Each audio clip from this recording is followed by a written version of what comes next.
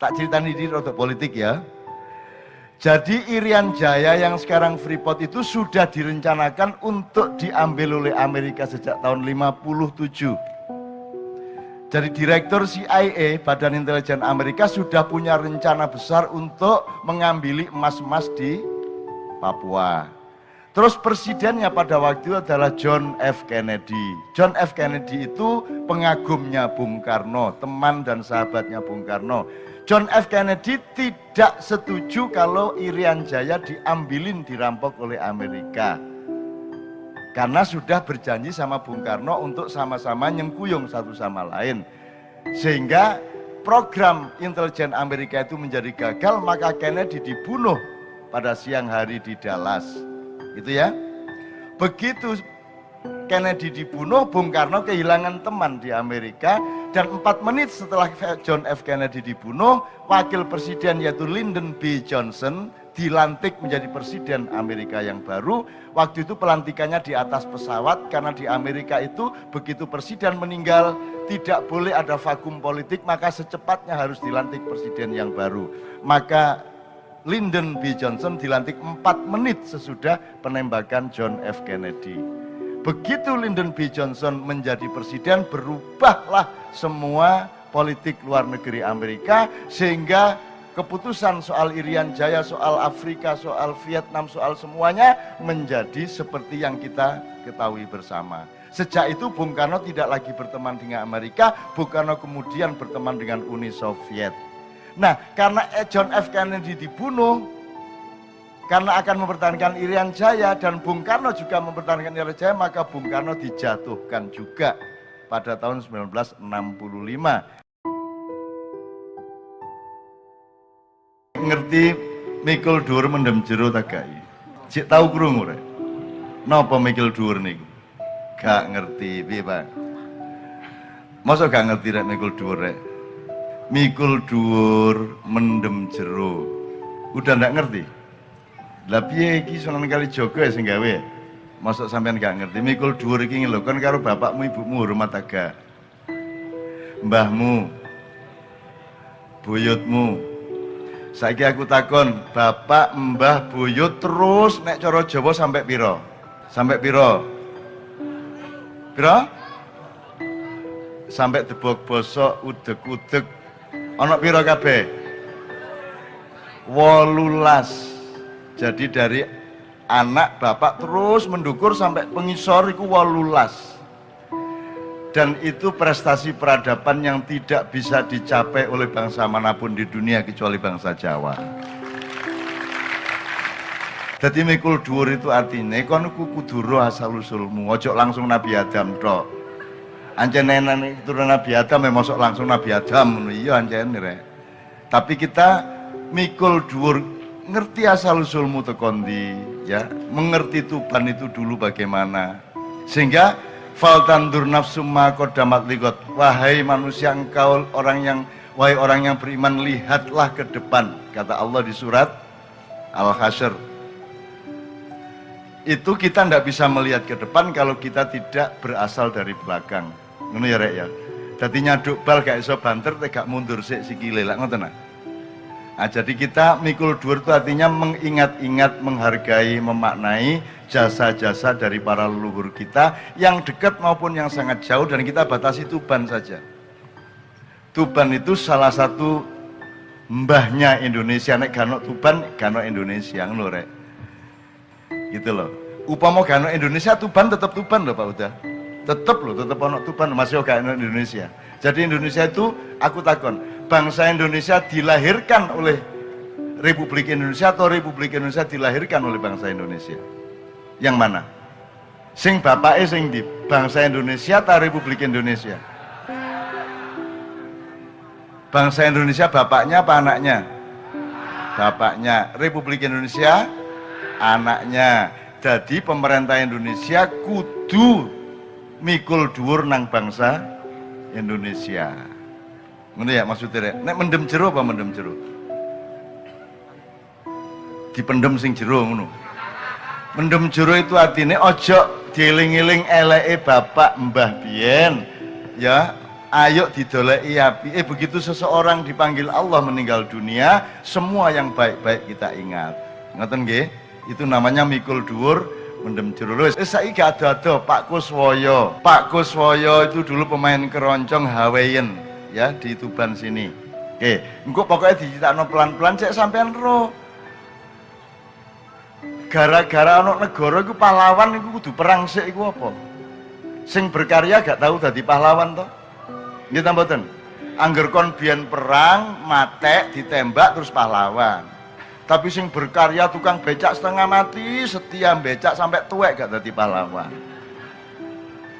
Nek ana wong gedhe profesor numpak sepeda ngono dimuat di koran, lah sing nggawa rengkek numpak sepeda ket enom sampai tuwek gak tau mlebu koran.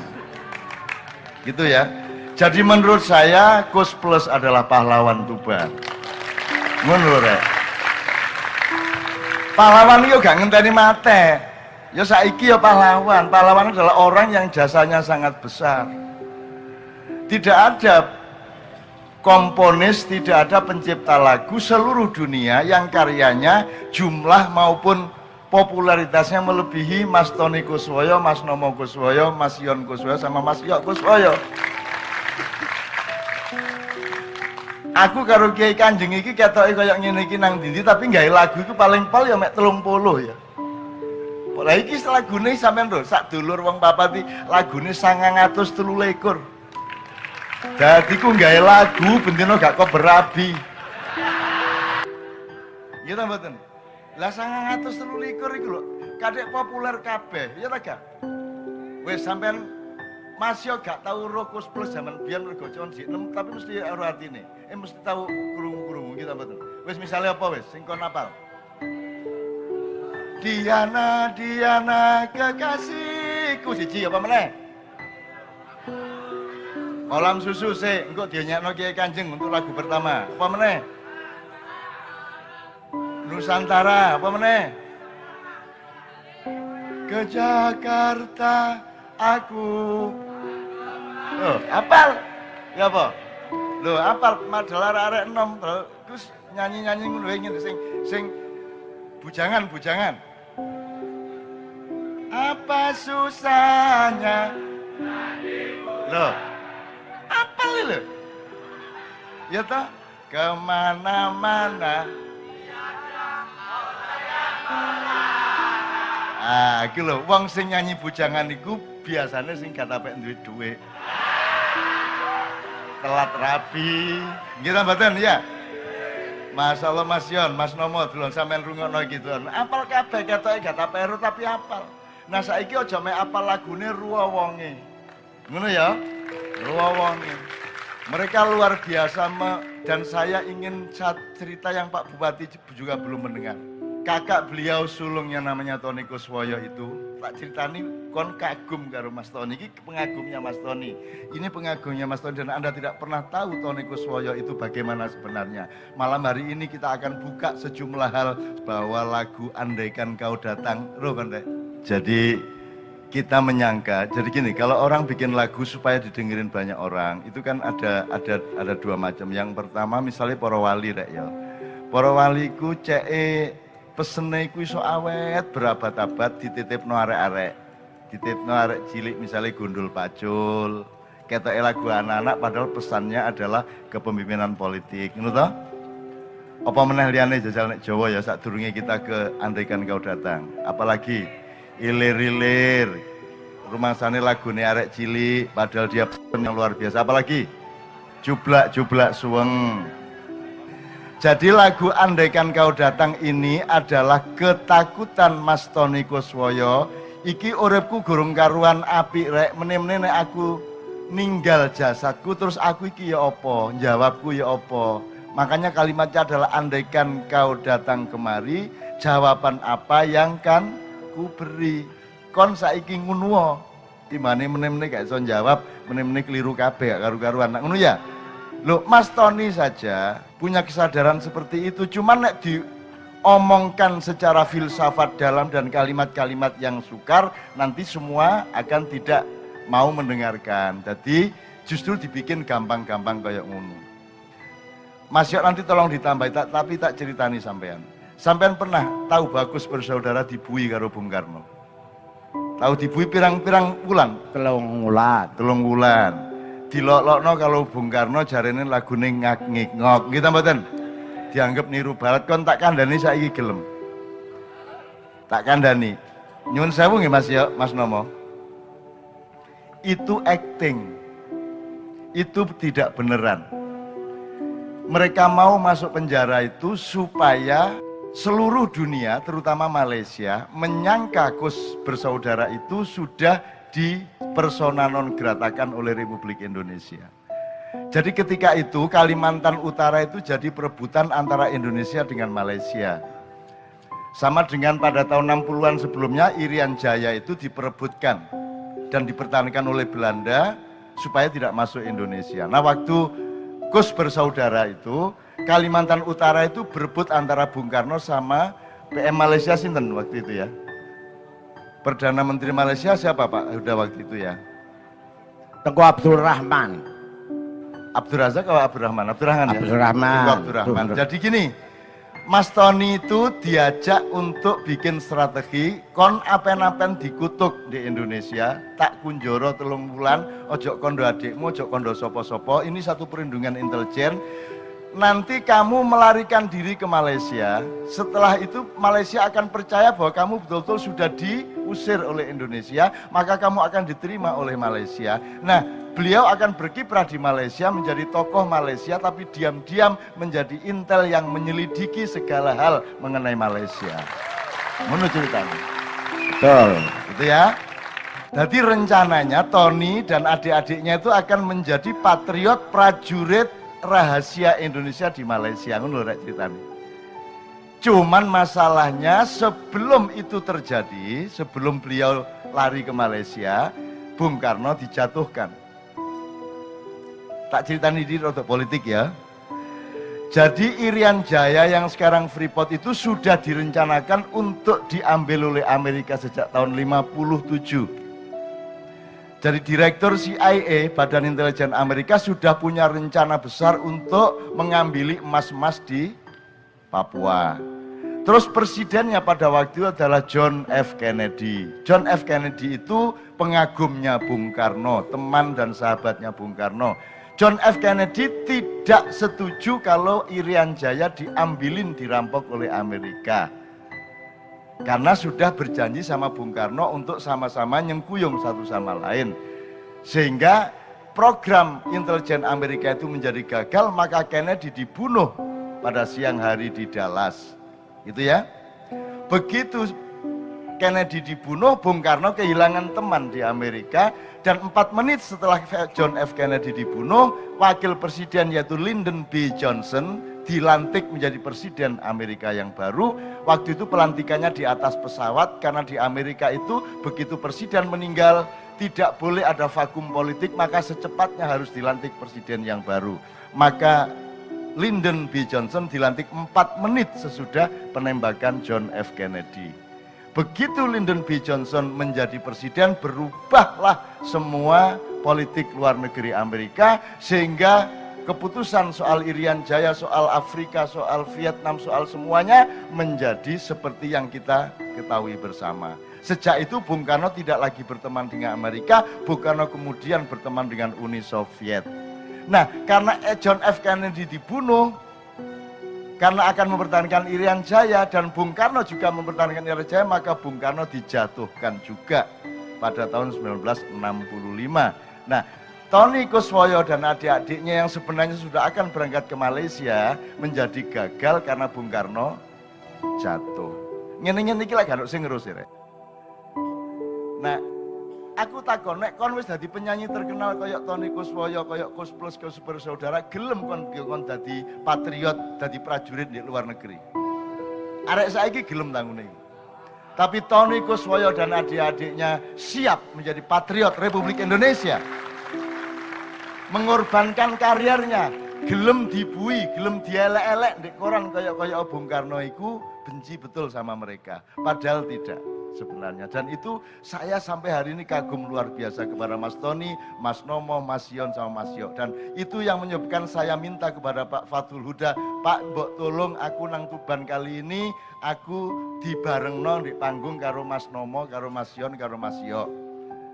Nah akhirnya beliau berdua datang, Mas Yon kebetulan sudah ada acara. Jadi malam hari ini teman-teman sekalian, mudah-mudahan ini adalah liqaun azim, pertemuan agung yang ditakdirkan oleh Allah Subhanahu wa taala. Hadirnya beliau berdua bukan hanya supaya Anda menghargai Kus Plus dan Pak Kuswoyo, tapi juga supaya Anda semua memiliki kesadaran terhadap leluhur-leluhur kita, pahlawan-pahlawan Tuban, dan sesepuh-sepuh tanah Jawa yang semuanya sebenarnya pintunya adalah Tuban. Ngoten nggih? Oke. Mas Yo ini gini, jadi ngene lho, nek Mas Tony itu orang yang sangat mengagumkan dan lengkap pengetahuannya, lengkap daya ciptanya. Mas Tony itu tidak hebat main gitar maupun main piano, tetapi daya ciptanya tidak bisa disaingi oleh siapapun saja. Semua pemain-pemain piano dan keyboard di Indonesia yang hebat kagum sama Tony Kuswoyo. Nek aku pribadi, Tony Kuswoyo dan Kus Plus adalah pahlawan nasional. Amin.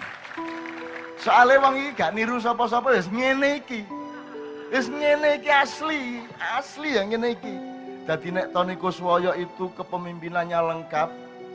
Nek Yon Kuswoyo itu adalah budayawan seniman yang seperti burung merak yang penuh keindahan kemana-mana. Yok Kuswoyo adalah seorang filosof dan seorang mistikus yang sangat diem dan sangat mendalam pikiran-pikirannya. Dan Nomo Kuswoyo adalah seorang gento preman. Ya. Ngajak Cak Nun. Kowe ngelono aku gento preman lho apa kira-kira wis wani musuh aku kowe. Ngapur ae. Wong tuwek diarani gento. Apik. Preman itu dari kata freeman, Mas. Manusia merdeka. Tahu. Gitu. Tapi nek wong kene ngerti gento terus. Loh, sampean tak omongno gendo iku cek wong-wong salah sangka, dadi dianggepe sampean ku mek sapa-sapa ngono, padahal nek roh temene, Pancen bener. Seneng to? Ngendikane Cak Nun iki bener. Nom-nomanku aku yo gento. Yo. Zaman nomku iku aku gento. Nang sing tak gentoni Cina-Cina. Oh, wis aja banter-banter ta sampean iku lha apa sampean? Aku iki. Gak enak sampean iku wasi kok nom-nom arek niru lho, gak ya? Gak wis ojo. Ora perlu gento.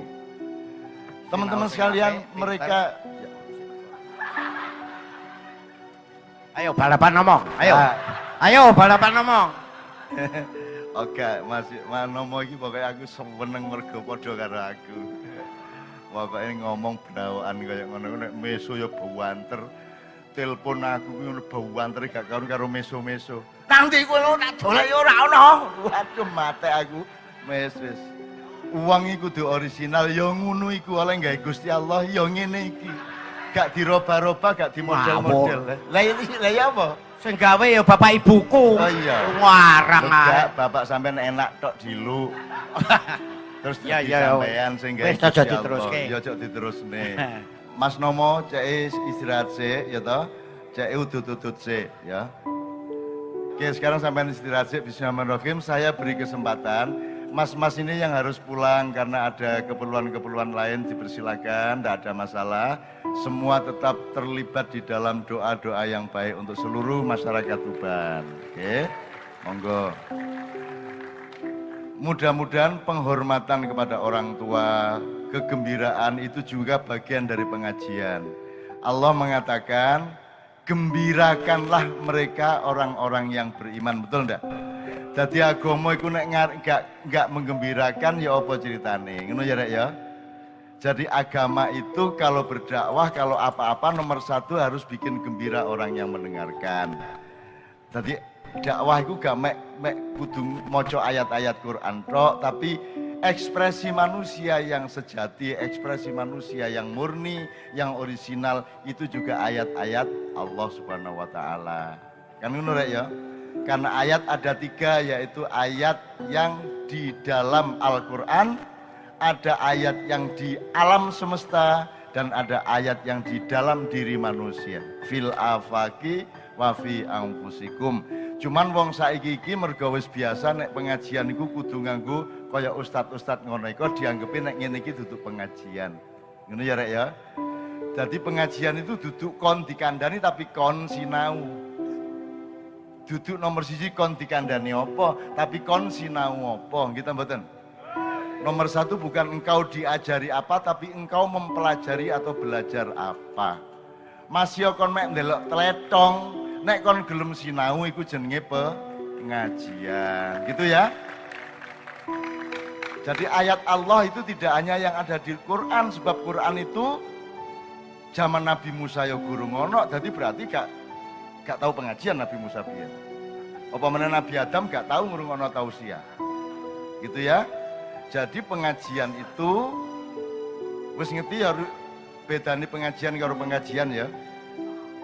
Pengkajian itu menganalisa, mendalami sesuatu secara akal pikiran. Kalau pengajian itu ngunggahno ajining derajating wong urip sendengan kali kula kabeh. Jadi sekali lagi ini semua tadi itu pengajian. Ini semua pengajian. Mas Nomo itu tadi begitu murninya ya ngono iku nomo sing diciptakan oleh Allah Subhanahu ya ngono iku. Dan wong saiki lah apen-apen kaya iya. Kaya kethek ya. Ora. Kaya kethek tak dono. Ora. Cakno tak dono takkan ngroyok baloku kabeh iki. Kethek lho niru sampean. Nah, iya, setuju. Jadi gini loh teman-teman sekalian, saya ingin ngomong sama Anda, sama Pak Huda dan semuanya. Pengajian adalah Anda memahami ciptaan Allah. Ciptaan Allah itu tidak hanya ayat Quran. Quran itu bahkan belakangan hadirnya. Ciptaan Allah Anda melihat rumput, ingat Allah dan kagum sama Allah, kuwi jenenge pengajian. Delok gunung, delok segoro, Anda bilang Rabbana ma khalaqta hadza batila. Anda bilang astagfirullah, masya Allah, apik temen ciptaan Gusti Allah iku jenenge pengajian. Jadi pengajian bentuknya gak mek sampean kula kandhani. Di dalam tradisi Islam tidak ada tutur-tutur asline. Sing ana ngandani satu sama lain tawaso bil haqqi wa tawaso bis sabr. Rasulullah mengatakan ad-dinu an-nasihah. Agama adalah nasihat. Ngerti? Nasihat itu artinya duduk tutur-tutur ngandani wong, nyalah-nyalahno wong, ngongkon-ngongkon wong ngene ngono. Nasihat itu artinya dalam bahasa Arab aslinya adalah kesetiaan, komitmen, kasih sayang satu sama lain. An-nasihah artinya adalah loyalitas, bukan nasihat seperti dalam bahasa Indonesia. Jadi terjemahan dalam bahasa Indonesia itu keliru. Maka kemudian kabeh wong kepingin tutur-tutur, arek cilik-cilik wis diwuruki nuturi wong. Nggih ta mboten? Sampai ana lomba dakwah anak kecil, arek cilik kok berdakwah. Arek cilik dadi awake dhewe secara sejati, itulah pengajian, tapi bukan tutur-tutur. Mulane aku gak tahu tutur-tutur nang sampean. Aku gak tahu pengajian, aku gak tahu berdakwah. Nek kancane aku berdakwah, kabeh berdakwah. Ayam juga berdakwah. Matahari terbit adalah dakwah. Ayam berkokok adalah dakwah. Semuanya adalah dakwah. Tidak ada profesi mubalik itu tidak ada. Mek saiki kitok mergo TV sing gawe iki. Dai barangku gak ono. Saiki dadi profesi. Kabeh bercita-cita dadi nyambut gawe gak iso ngliwet, gak iso nandur, gak isone nuturi wong. Nggih ta mboten? Jadi yang namanya amalan solihan itu ya nyambut gawe sing bener, bah becak, bah ngojek, bah tani, bah opo ae, angger sampean bekerja dengan jujur dan baik dan keras, itu namanya amal soleh. Amal soleh gak mek ngekei anak yatim duit karo nyumbang masjid duit, gak mek ikut tok. Tani amal soleh, macul amal soleh, becak amal soleh, ngono ya. Angger itu nek becak itu amal soleh ngono. Sing amal soleh itu pengajian, ceramah ngono. Kanjeng Nabi gak tahu ceramah, gak tahu. Kanjeng Nabi ku mek jawab wong sing takon. Gak tahu kok, ayo kene. Qala Rasulullah sallallahu alaihi wasallam. Wong saiki senengane kon ngerti enggak? Nek aku nyeramai awakmu, diem-diem saya menuduh bahwa saya lebih alim dari kamu, betul enggak?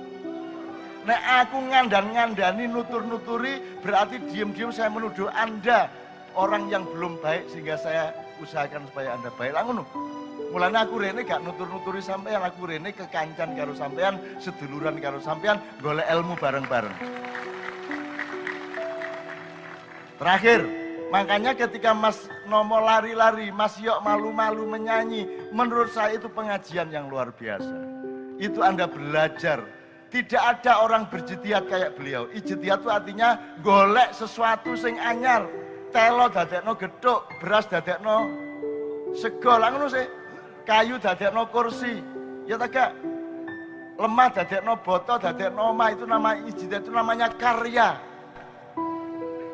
Terus anggitmu sing pengajian itu sing ustad-ustad sing ceramah-ceramah, aku takon sing berjasa nomor 1 sekarang di acara ini antara lain siapa?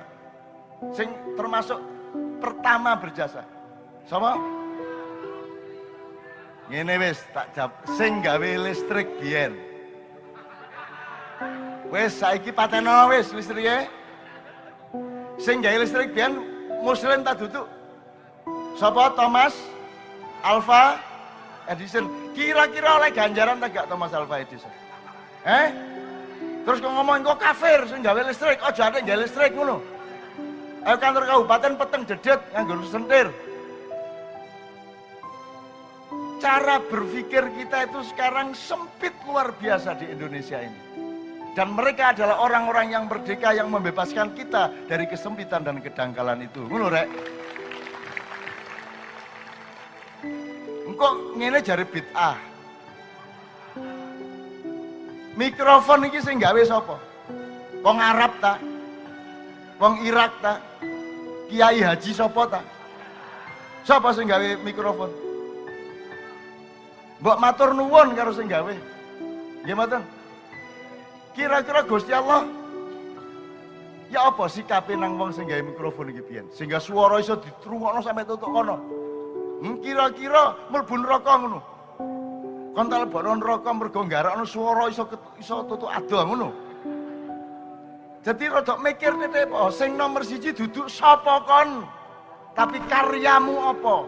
Duduk sapa kon, tapi kelakuanmu ya apa? Lah ngono sih. Nggih ta mboten? Bah jenenge pelem, bah jenenge jambu, sing penting sehat legi ta gak? Nggih ta mboten? Sing penting sehate legine niku jenenge jambu sak karepmu. Gak jambu sak karepmu nggih mboten? Kos plus cuma nama, yang penting bukan kos plus namanya, yang penting adalah karya-karyanya menyangkut dan meresap di dalam hati kita semua. Ojo ade takon agamane apa? Babah kono. Kon kate takon nama agamane apa ngono? Mang jelas to astagfirullah Allahu akbar. Wong gendeng ta sing ngomong ngono dudu Islam iku. Wis cetha kaya ngono. Masa jek kudu saya Islam lho, masa ngono. Islam gak Islam aja didelok cangkeme tapi didelok kelakuane ya apa. Lah ngoten sih. Iki sepurane iki rada muring-muring aku iki. Aku kuwatir ngene iku kok gak pengajian lho. Ngono ku pengajian. Ya apa sih rek kon iku? Aku takon saiki. Sing jek sekolah di pondok. Sampean di pondok. Pondok mana, Dik? Sunan Derajat. Di sana pelajaran agama berapa persen, pelajaran umum berapa persen?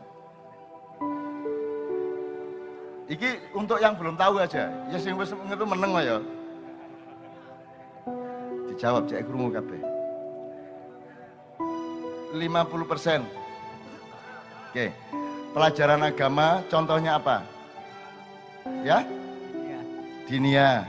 Apalagi sebut 3 pelajaran agama di pesantren Sunan Derajat. MK. Oke, satu lagi. Sing pelajaran agama. Tobia. Sing pelajaran umum, duduk agama. Yang pelajaran umum yang bukan agama apa? Mas ayo jawab. Yang pelajaran umum apa? Matematika, IPA, sama IPS dan lain-lain. Kon kok gelem tak takoni koyo ngono? Kon kok gak bantah karo pertanyaanku? Saya hanya menurut kepada orang tua. Nek wong tuamu ngejak ngombe toak kok turuti? Tidak. Karena Tidak. itu jelek. Jelek, oke. Pertanyaan saya tadi benar apa salah? Benar. Atau gak ru nek pertanyaanku salah. Kon nganut karo pertanyaane wong sing kok anggap luwe pinter. Kon kok iso gelem kondo nang aku nek matematika, IPA karo apa sih sini? Yes. Iku pelajaran non agama ngono, pelajaran umum ngono. Umum. Kuwi umum, dudu agama. Ayo Mas. Matematika wis, matematika dok. Matematika itu pelajaran agama atau pelajaran bukan agama? Sama. Aja melok jawab kan gak takoni. Ya takon arek derajat. Matematika pelajaran umum apa agama? Umum. Umum. Ngene ya tak kandhani dua hal satu. Cak Nun pertanyaan sampean salah. Kudune ngono. Gak ono pelajaran umum terus pelajaran agama, gak ono, kabeh pelajaran iku agama. Jadi hisab itu adalah pelajaran agama nomor 1. Yang paling suci itu matematika. Ngerti gak? Tak kayak dua alasan. Nek pelajaran ilmu sosial, pelajaran fikih iso dinyang. Gak iso sembahyang ngadeg longgo, iso dinyang. Tapi nek matematika itu suci murni gak iso dinyang. 5/6 30 disogok piro ae tetep 30. Masih wedi karo polisi tetep 30. Masih kate dikai serangan fajar pilkada tetep 30. Matematika masih depan musuh bom Israel tetep 30. Matematika adalah ilmu yang paling suci. Jelas ya? Gak iso dinyang, gak nuruti pendapatnya sapa ae. 5/6 pokoknya 30 titik dunia akhirat gak iso berubah. Maka dia suci dan tidak bisa dipengaruhi oleh politik, oleh pendapat, oleh apapun saja. Dan nomor loro, kon urusanmu urip iku meneh-meneh apa? Matematika bahasa Arab apa? Hisab. Kon meneh-meneh urusanmu. Karo malaikat iku apa urusanmu? Karo Allah urusanmu apa meneh-meneh? Hisab, betul enggak? Jadi urusan utama manusia hidup itu adalah siap-siap menghadapi matematikanya Allah. Bener enggak? Jadi matematika pelajaran agama apa umum? Agama. Lumayan. Meneh nek gurumu ngene gak usah kok bantah wis babah wis, ngono ya. Sing penting kon roh ngono ya. Oke. Jadi teorinya gini, pelajaran itu disebut umum kalau yang mempelajari tidak mengerti hubungannya kepada Allah. Misalnya ndelok wit-witan gak eling Gusti Allah berarti dia umum, non agama. Tapi apa saja yang engkau pelajari, kalau itu membuatmu ingat kepada Allah berarti dia adalah agama, betul enggak? Sekarang sebut satu hal, aku takon awakmu awas gak iso jawabkan ya. Sebut satu hal, satu benda atau apapun saja yang tidak terkait dengan Allah. Sebut satu hal dalam hidup kita yang tidak ada hubungannya sama Allah. Siji ya? Tidak ada, Pak. Tidak ada.